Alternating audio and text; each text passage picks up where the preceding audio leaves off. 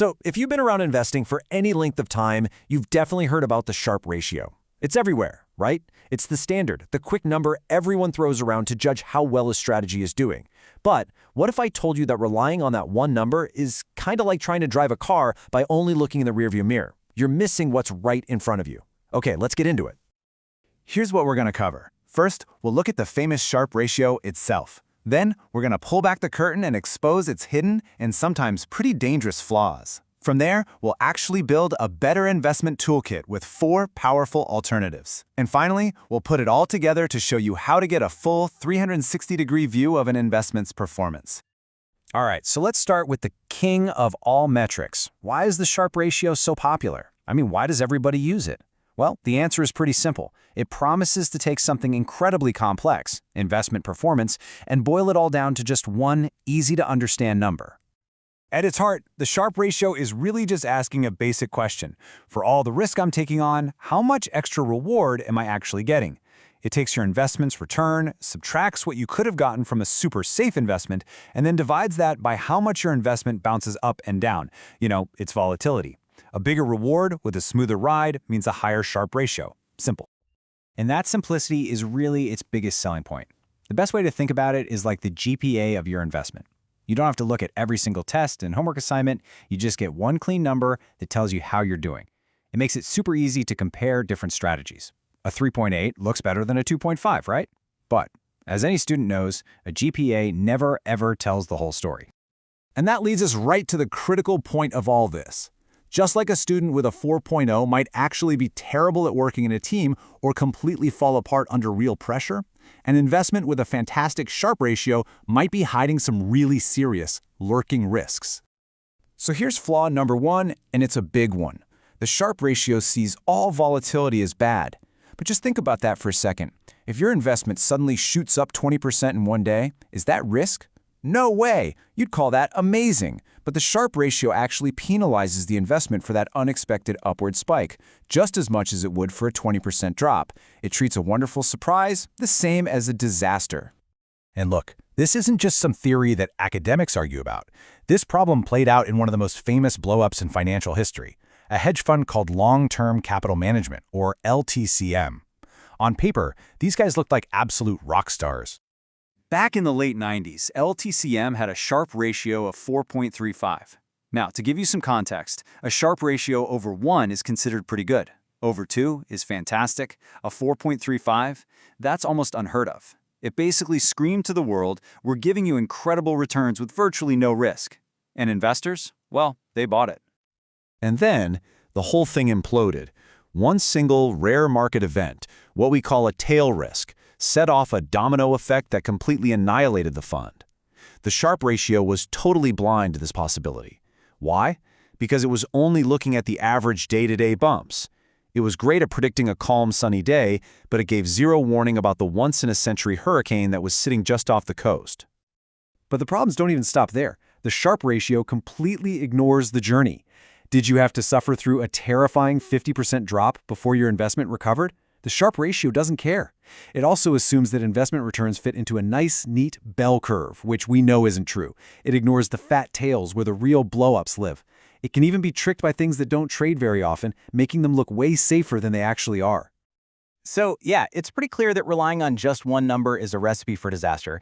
It's time to upgrade our game. We need a whole new toolkit with instruments that can actually see the things the Sharpe Ratio misses. So let's do it. Let's build that new toolkit. I'm going to introduce you to 4 powerful metrics that, when used together, give you a much more honest and complete picture of risk and reward. First up is maximum drawdown, or MDD. This one is brutally simple, and because of that, it's incredibly powerful. It answers one very direct question. From its all-time high, what was the absolute biggest percentage loss this investment has ever taken? It shows you the real, historical worst-case scenario. This is exactly the kind of thing that would have warned you about LTCM. The perfect analogy for MDD is that it's the airbag test for your portfolio. You don't just care how a car drives on a perfect day. You really want to know what happens in a head-on collision. A low MDD tells you the strategy has some good defense built in.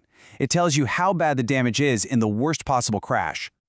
All right, next tool in the box, average recovery time. Because let's be honest, it's not just about how much money you lose, it's about how long your money is gone. This metric calculates the average amount of time it takes for your investment to get back to where it was before it started dropping. This is its bounce-back speed. How fast does it get back on its feet after it gets knocked down?